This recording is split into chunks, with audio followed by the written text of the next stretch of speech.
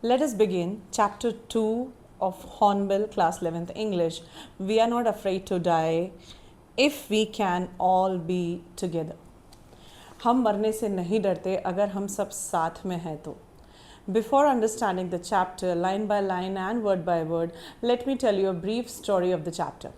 So this is the story of narrator, his wife and his two children who wanted to copy round the world voyage that was done by Captain James Cook 200 years ago.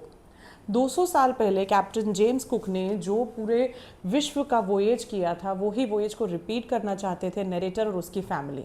And for that they had spent 16 years, the entire leisure time of their 16 years honing their seafaring skills. पिछले 16 सालों से जितना भी उन्हें leisure time मिला वो सारा समय उन्होंने अपनी seafaring skills को improve करने में लगा दिया. They started their journey. Initially, everything went on well, and then obviously they started encountering problems and issues. Water started entering inside the ship that was named as Wavewalker, and the troubles began.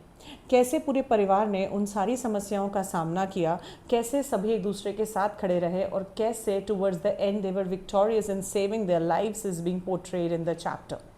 A parallel is beautifully drawn between an adventure and the life. We know life never goes in a linear fashion. It is full of zigzags, chaos, hustle bustle, adversities, limitations, issues, hardships. लेकिन जब सब साथ में होते हैं तो सारी समस्याएं अपने आप सॉल्व हो जाती हैं.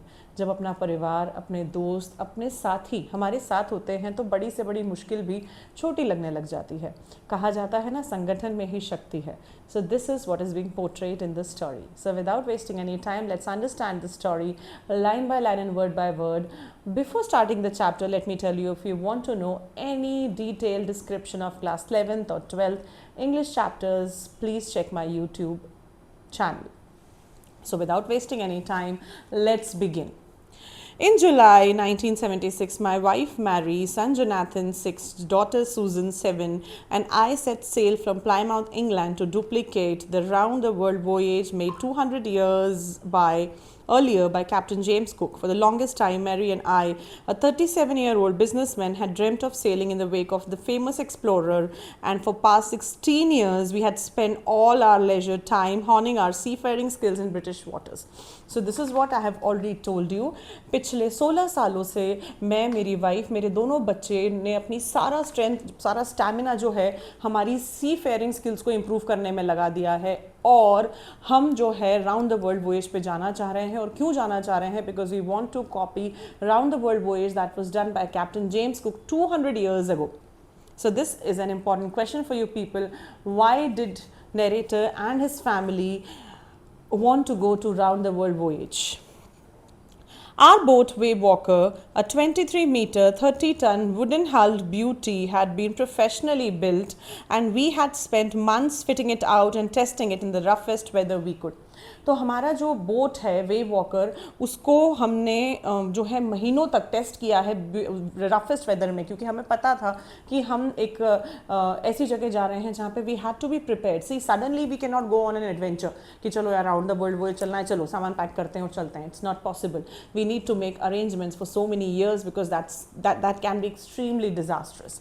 So the next question that's possible from this chapter is describe the boat Wavewalker. So Wavewalker is a 23-meter, 30-ton wooden-hulled beauty which has been professionally built and of course tested in the roughest weather. The first leg of our planned 3-year, 105,000 kilometer journey passed pleasantly as we sailed down the west coast of Africa to Cape Town. So this is your next question. Describe the first leg of their journey. Leg is the part. So the first leg of their journey कहाँ से कहाँ तक था? वो था Africa से Cape Town और वो बहुत ही शांति से निकल गया. Before heading east, we took on 2 crewmen, American Larry Vigil and Swiss Herb Sigler, to help us tackle one of the world's roughest seas, the Southern Indian Ocean. और अब हम जाने वाले थे विश्व की सबसे टफ ओशन में, सदर्न इंडियन ओशन में, और इसीलिए हमने 2 क्रूमैन को अपने साथ रखा ताकि वो हमारी मदद कर सकें. On our second day out of Cape Town, we began to encounter strong gales. For the next few weeks, they blew continuously. Gales did not worry me, but the size of the waves were alarming. तो बहुत तेज़ हवा बहने लग गई थी और हवा से मुझे फ़र्क नहीं पड़ा, लेकिन जो वेव्स की साइज़ थी वो बहुत बड़ी थी, up to 15 metres as high as our main mast. So mast is actually a pole of the ship. आप एक शिप को इमेजिन कीजिए. अच्छा, इस चैप्टर में कई सारी टर्मिनोलॉजीज आएंगी जो कि शिप से रिलेटेड हैं, तो एक बार हम उन्हें समझ लेंगे तो विल फाइंड इट ईजी. सो एक जो बोट होती है उसमें जो एक लंबा पोल अटैच होता है उसको कहते हैं मास्ट. ठीक है. अब अगर वेव की जो साइज है, वेव के दो पार्ट होते हैं, क्रेस्ट एंड ट्रफ. अगर आपने एक वेव को देखा है तो जो वेव का ऊपर वाला हिस्सा होता है उसको कहते हैं क्रेस्ट, और जो नीचे वाला हिस्सा होता है उसको कहते हैं ट्रफ. अब अगर वेव का जो हाइट है वो मास्ट के हाइट के बराबर है तो ऑफ कोर्स वो शिप को हार्म पहुंचाने वाला है. December 25 found us 3,500 kilometers east of Cape Town. Despite atrocious weather, we had a wonderful holiday complete with a Christmas tree. तो 25 दिसंबर पे वो लोग केप टाउन से ईस्ट की तरफ आ गए थे 3500 kilometre, and the Christmas was celebrated beautifully.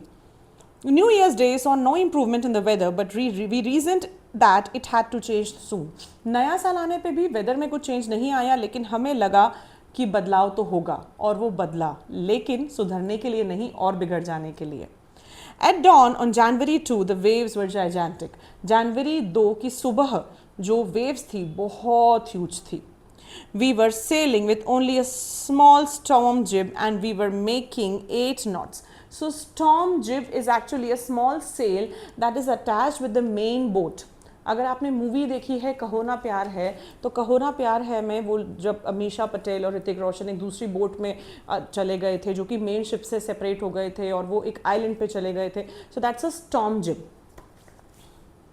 As the ship rose to the top of each wave, we could see endless, enormous seas rolling towards us, and the screaming of the wind and spray was painful to the ears. हमें लग रहा था जैसे पूरा समुद्र हमारी तरफ आ रहा है और वो जो लहरों की आवाज़ थी वो हमारे कानों में चुभ रही थी.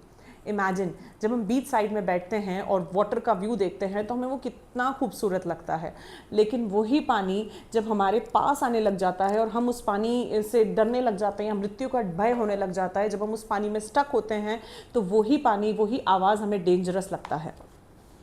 To slow the boat down, we dropped the storm jib and lashed a heavy mooring rope in a loop across the stern. So stern is the back side of the ship. तो ship के पीछे के हिस्से पे हमने एक बड़ी सी रस्सी बांधी ताकि वो थोड़ी सी फर्म रहे. Then we double lashed everything, went through our life raft drill. Life raft drill is जो प्रैक्टिस की जाती है अगर आपको कुछ भी डिज़ास्टर आ जाता है. अगर आप जैसे आपने प्लेन में अगर ट्रैवल किया है तो जैसे ही आप प्लेन में बैठते हैं तो वहाँ पे जो है आपको लाइफ रैफ्ट ड्रिल एक प्रैक्टिस बताई जाती है कि in case of emergency landing this is what you have to do. So that's a life raft drill that is done while you are moving in cruises और water bodies also. Attach life lines, don oil skins and life jackets and weighted. अब हम इंतजार कर रहे थे, हमें समझ आ गया था कुछ बड़ी गड़बड़ होने वाली है. The first indication of the impending disaster came at about 6 p.m. with an ominous silence. Ominous का मतलब होता है अशुभ. तो एक अशुभ सी चुप्पी थी 6 बजे के आसपास, और वो एक संकेत था एक आने वाली बुरी चीज़ का या समस्या का. The wind dropped and the sky immediately grew dark. आकाश जो है एकदम से काला पड़ गया और हमें लगा कि शायद जो है कोई बादल है, पर बाद में पता चला कि वो बादल नहीं था, वो एक वेव थी जो कि ऑलमोस्ट डबल थी of the size of the mast of the ship. Then came a growing roar and an enormous cloud towered aft of the ship. With horror I realized that it was not a cloud but a wave like no other I had ever seen. It appeared perfectly vertical and almost twice the height of other waves with a frightful breaking crest. This is what I have already explained. The roar increased to a thunder as the stern moved up the face of the wave, and for a moment I thought we might ride over it. तो wave जो है मास्ट से almost double थी. अब आप समझ सकते हैं कि पोल है शिप का और उससे डबल साइज की अगर वेव है तो क्या होगा. वो वेव जो है पूरी तरीके से उस शिप को कैप्साइज कर देगी, टर्न अपसाइड डाउन कर देगी. But then a tremendous explosion shook the deck. A torrent of green and white water broke over the ship. तो सफ़ेद और हरे रंग का पानी, हरा क्यों? बिकॉज ऑफ एल्गी, वो अंदर आ गया शिप में. मेरा जो सिर है वो स्टीयरिंग व्हील से टकरा गया और मुझे ऐसा लग रहा था जैसे मैं बाहर की तरफ फेंका जाऊंगा और मैं डूब जाऊंगा. I accepted my approaching death. मुझे समझ आ गया कि मैं मरने वाला हूँ. मैंने अपनी आने वाली मृत्यु को स्वीकार किया. And as I was losing consciousness I felt quite peaceful. जैसे जैसे मैं अपना होश खो रहा था मुझे सुकून लग रहा था कि चलो अब तो मरना ही है. Unexpectedly, my head popped out of water. मेरा जो सिर है पानी के बाहर आया. A few meters away, wave walker was near capsizing. ऐसा लग रहा था जैसे wave walker बस डूबने ही वाली है. Her masts almost horizontal. तो mast actually होते हैं vertical. That's a pole. Pole is always vertical. वो ऐसा हो गया था, horizontal हो गया था. Then a wave hurled her upright. My lifeline jerked out. I grabbed the guardrails and sailed through the air into wave walker's main boom. तो ऐसा लगा कि मैं कुछ गार्ड रेल्स को पकड़ने की कोशिश कर रहा हूँ. मेरा पूरा बैलेंस बिगड़ गया था और मैं वेव वॉकर का मेन जो एक एरिया था वहाँ पे चला गया. Subsequent waves tossed me around the deck like a rag doll. जैसे फटे पुराने कपड़ों की गुड़िया होती है, ऐसा लग रहा था कि वो लहरें मुझे उस गुड़िया की तरह यहाँ वहाँ फेंक रही है. My left ribs cracked, my mouth filled with blood. And broken teeth. तो मेरा जो रिब्स हैं वो क्रैक हो गए थे, मेरे मुंह में खून आ गया था और मेरे दांत भी जैसे टूट गए थे. Somehow I found the wheel, lined up the stern for the next wave and hung on. Wheel is the steering wheel. Water, water everywhere. So this is repetition. हर तरफ केवल पानी था. Water, water everywhere, nor a drop to drink. This is line from famous poetry, The Rime of Ancient Mariner by S.T. Coleridge. By the way, leave it. Let's come back to the chapter. I could feel that the ship had water below, but I dared not abandon the wheel to investigate. मुझे पता था कि ship में पानी अंदर आ गया है, लेकिन मैं स्टीयरिंग व्हील को छोड़ के पानी को ढूंढने या पानी के सोर्स को ढूंढने नहीं जा सकता था. Suddenly the front hatch was thrown open and Mary appeared. We are sinking, she screamed. दरवाज़ा खुला और मेरी वाइफ मैरी मेरे सामने आई और उसने कहा हम डूब रहे हैं. The decks are smashed. पूरा जो शिप वेव वॉकर है वो स्मैश हो गया है और पानी अंदर आ रहा है. Take the wheel, I shouted as I scrambled for hatch. तो मैंने मैरी को कहा कि तुम आके स्टीयरिंग व्हील संभालो ताकि मैं देखूं कि कहाँ पे होल्स हैं और उनको रिपेयर कर पाऊँ, क्योंकि जितना पानी अंदर आ गया था, अगर मैं उन होल्स को रिपेयर नहीं करता हूँ तो फिर मैं पानी के लेवल को कंट्रोल नहीं कर पाऊँगा और हमें डूबने से कोई भी नहीं बचा पाएगा. Larry and Herb were pumping like madmen. Broken timbers hung at crazy angles. The whole starboard side bulged inwards. Starboard side is the right side of the ship. तो जो वेव टकराई वो शिप के राइट हैंड साइड से टकराई, तो जो पूरा वो हिस्सा है अंदर की तरफ बल्ज हो गया था. Clothes, crockery, charts, tins and toys sloshed about in deep water. हर कुछ चीज़ जो है वो पानी में फ्लोट कर रही थी. I half swam, half crawled into children's cabin. Are you all right? I asked. Yes, they answered from an upper bunk. मैं बच्चों के पास थोड़ा रेंगता हुआ, थोड़ा चलता हुआ गया और मैंने बच्चों से कहा तुम ठीक हो? उन्होंने कहा हाँ. But my head hurts a bit, said Sue. Sue ने कहा मेरे सिर में थोड़ा सा दर्द हो रहा है. Pointing to a big bump above her eyes. उसकी आँख के ऊपर जो है एक बड़ा सा ऐसा गुम्मा हो गया था. I had no time to worry about bumped heads. तो अभी मैं उसके सिर की चोट के बारे में अगर सोचता तो हम सब शायद जिंदा ही नहीं बचते. So I had no time to pay heed to what was happening to her. After finding a hammer, screws and canvas, I struggled back on deck. तो मैं जो है डेक पे गया और रिपेयरिंग करने लगा. With starboard side bashed open, we were taking water with each wave that broke over us. Her wave जो आ रही थी, जो हमारे ऊपर आ रही थी, उसके साथ हमारे पास पानी आ रहा था. If I couldn't make some repairs, we would surely sink. अगर मैं रिपेयर नहीं कर पाया तो हम पक्के में डूब जाएंगे. Somehow I managed to stretch canvas and secure waterproof hatch covers across the gaping holes. जैसे तैसे करके मैंने जो holes थे उन पे कुछ कवर किया. Some water continued to stream below, but most of it was now being deflected over the side. कुछ पानी थोड़ा बहुत अंदर आ रहा था, but majority पानी अब जो है साइड से बाहर निकल रहा था. More problems arose when our hand pump started to block up with the debris floating around the cabins and the electric pump short circuited. ज़्यादा समस्याएं तब पैदा हुई जब जो है हमारा इलेक्ट्रिक पंप शॉर्ट सर्किट हो गया और जो दूसरे पंप्स हैं वो यहाँ वहाँ फ्लोट होने लगे. The water level rose threateningly. पानी का जो लेवल है बढ़ता जा रहा था क्योंकि it was very essential to pump out water. Back on deck, I found that our two spare hand pumps had been wrenched overboard along with the forestay, the jib, the dinghies and main anchor. मैंने देखा कि हम लोगों के जो दो spare hand pumps हैं वो जो है फिका गए हैं बहुत सारी इंपॉर्टेंट चीज़ों के साथ. जब पानी एंटर होता है शिप में पूरा बैलेंस बिगड़ जाता है, सारी चीज़ें यहाँ वहाँ हो जाती है, तहस नहस हो जाती है. Then I remembered we had another electric pump which the chart room floor, under the chart room floor, I connected it to an out pipe and was thankful to find that it worked. तो मुझे जैसे तैसे एक electric pump मिला, मैंने उसको connect किया और ईश्वर की कृपा रही कि वो चल रहा था. The night dragged on with an endless, bitterly cold routine of pumping, steering and working the radio. So we were pumping out water. Who were doing the pumping out of water task? Larry and Herb. Then somebody was steering. Who was looking after the steering wheel? Mary. Somebody was doing the repairs, narrator, and working the radio. So they were trying to connect to the radio to seek for some help. We were getting no replies to our mayday calls. So mayday calls are signals, radio signals, which are sent in case of any disaster. which was not surprising in this remote corner of the world. Sue's head had swollen alarmingly. Sue का जो सिर है वो बहुत ज़्यादा सूज गया था. She had 2 enormous black eyes. उसकी आंखें ऐसे काली पड़ गई थी. And now she showed us a deep cut on her arm. उसने दिखाया कि उसकी बाहों पे कट भी लगा हुआ था. When I asked why she hadn't made more of her injuries before this, जब मैंने पूछा कि तुमने बताया क्यों नहीं तुमको इतनी ज़्यादा लगी है, she replied, I did not want to worry you when you were trying to save us all. तो सी द मेच्योरिटी. उसने कहा कि मैं आपको परेशान नहीं करना चाहती थी जब आप मेरी जान बचाने की कोशिश कर रहे थे.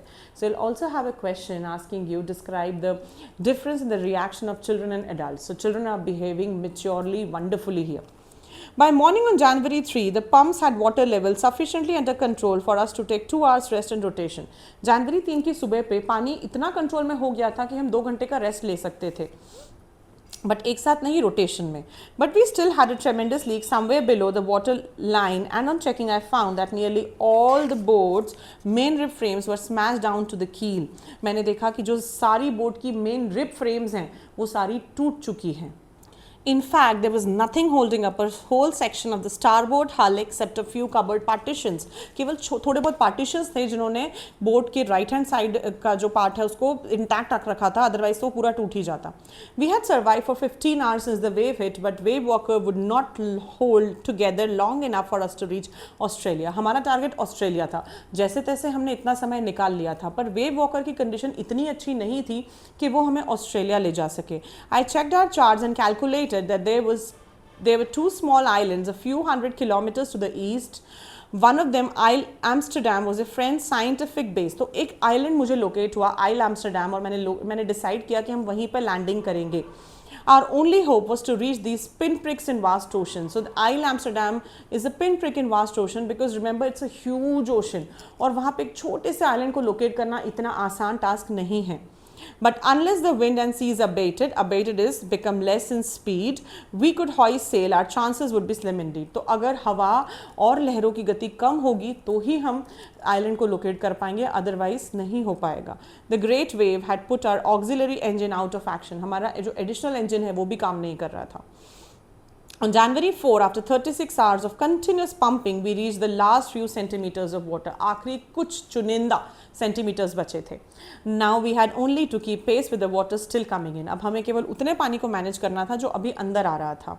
We would not set any sail on the main mast. Pressure on rigging would simply pull the damaged section of the hull apart. So we hoisted the storm jib and headed for where I thought the 2 islands were. तो अब जो है मैंने main ship पे बिल्कुल pressure नहीं डाला क्योंकि उसकी जो स्थिति थी वो पूरी तरीके से टूट जाता. तो हमने स्टॉर्म जिब की हेल्प ली और हम लोगों ने मूवमेंट शुरू किया उस आइलैंड की तरफ जहाँ पे हमें अब लैंड करना था, आइल Amsterdam. Mary found some corned beef and cracker biscuits and we ate first meal in almost 2 days. 2 दिन में हमने पहली बार कुछ खाया. But our respite was short-lived. हमारा सुकून कुछ ही समय का था. At 4 p.m. black clouds began building up behind us. Within the hour, the wind was back to 40 knots and the seas were getting higher. तो जो है हवा की गति बहुत ज़्यादा बढ़ गई थी, लहरों की स्पीड बहुत बढ़ गई थी. The weather continued to deteriorate throughout the night. पूरी रात जो है मौसम बिगड़ता रहा and by dawn on January 5, our situation was again desperate. सुबह को, जनवरी 5 की सुबह को हमारा जो स्थिति है और ज़्यादा ख़राब हो गई. When I went in to comfort the children, John asked, Daddy, are we going to die? तो जब मैं बच्चों के पास गया उनको comfort करने के लिए, जॉन ने कहा, डैडी क्या हम मरने वाले हैं? I tried to assure him that we could make it, but Daddy, he went on, we are not afraid of dying if we can all be together, you and Mummy, Sue and I. तो John ने कहा कि daddy अगर हम सब साथ में हैं तो हम मरने से नहीं डरते. So when you have a question asking you describe the reaction of children और how did children exhibit exceptional qualities of perseverance and bravery and courage, this evidences have to be given. I could find no words with which to respond. मेरे पास कोई शब्द नहीं थे कि मेरे बच्चे को इसका क्या जवाब दूँ. But I left children's cabin determined to find the sea with everything I had. तो मैं जो है समुद्र से लड़ने के लिए निकल गया वो सब चीज़ों को लेके जो कि मेरे पास तब थी. To protect the weakened starboard side, I decided to heave to with the undamaged port hull facing the oncoming waves using an impoverished sea anchor of heavy nylon rope and 2 22-liter plastic barrels of paraffin. तो मैंने सारा सामान लेके समुद्र से लड़ने के लिए मैं निकल गया. That evening, Mary and I sat together holding hands as the motion of the ship brought more and more water. Mary और मैं जो है हाथ पकड़ के बैठे थे जब पानी और ज़्यादा अंदर आता जा रहा था. Through the broken planks, we both felt the end was near. हमें लगा, हम दोनों को लगा जैसे हमारा अंत आ गया है. But Waywalker rode out of the storm, and by the morning of January 6, with the wind easing, I tried to get a reading on sextant. मैंने calculation करके reading पता करने की कोशिश की. Back in the chart room, I worked on wind speeds, changes of course, drift and current in an effort to calculate our position. तो मैंने calculate करने की कोशिश की कि हम कहाँ हैं और हमें कितना और दूर जाना है.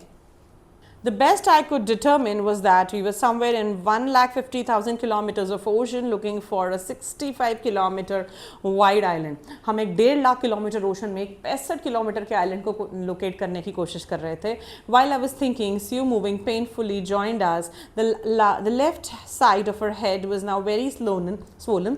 उसके सिर का लेफ्ट हिस्सा बहुत सूज गया था. उसकी जो काली आंखें हैं वो ऐसा लग रहा था जैसे बस नैरो स्लिट्स हो गई हैं, ओपनिंग्स हो गई हैं. She gave me a card she had made. उसने एक ब्यूटिफुल सा कार्ड बनाया था. She had made funny caricatures of me and Mary and that was a way to motivate us. तो बच्चों ने हर संभव कोशिश की हमें मोटिवेट रखने की. On the fronts, she had drawn caricatures of Mary and me with the words, "Here are some funny people. Did they make you laugh? I laughed a lot as well." Inside was a message, "Oh, how I love you both."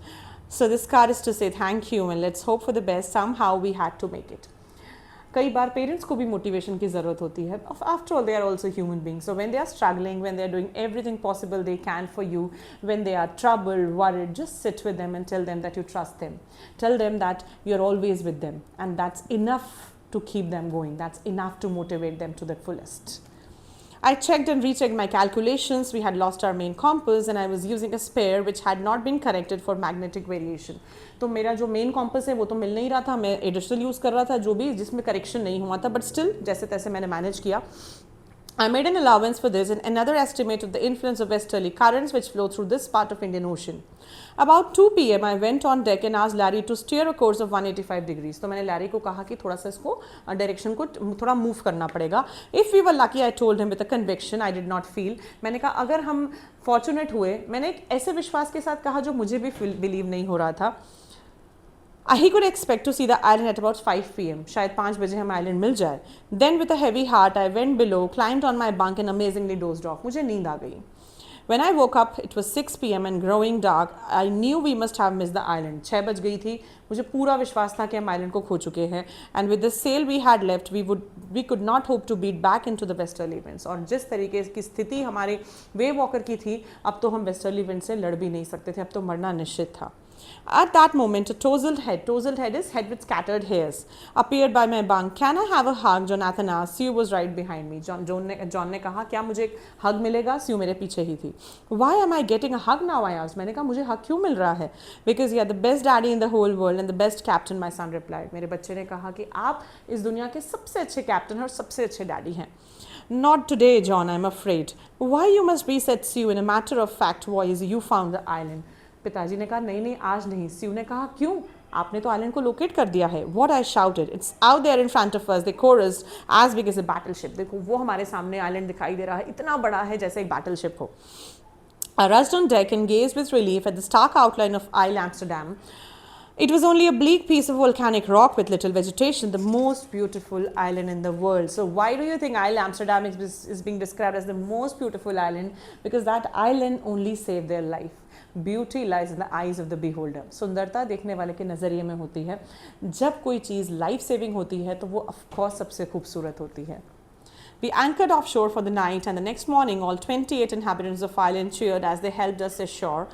With land under my feet again, my thoughts were full of Larry and Herbie, cheerful and optimistic under the direct stress. जब मुझे इतने समय बाद अपने पैरों के नीचे ज़मीन दिखी तो मैं लैरी और हर्बी के बारे में सोचने लग गया जो पूरे टाइम मुस्कुराते हुए साथ देते रहे. मैं मैरी के बारे में सोचने लगा जिसने स्टीयरिंग व्हील को इतने अच्छे से संभाला. मैं सबसे बड़ी चीज़ ये है, मैं स्यू के बारे में सोचने लगा, उस 7 साल की बच्ची के बारे में जिसको इतनी गहरी चोट थी कि 6 माइनर ऑपरेशंस लगे एक क्लॉट को रिमूव करने के लिए जो कि उसकी स्किन और स्कल के बीच में हो गया था. लेकिन उसने मुझे बॉदर नहीं किया और मैं उस 6 साल के बच्चे के बारे में सोचने लगा जिसने कहा कि हम मरने से नहीं डरते अगर हम एक दूसरे के साथ हैं तो. So that's it with the chapter. To know more about the chapter, important questions, stay tuned to my channel. Till then, take care. Bye bye.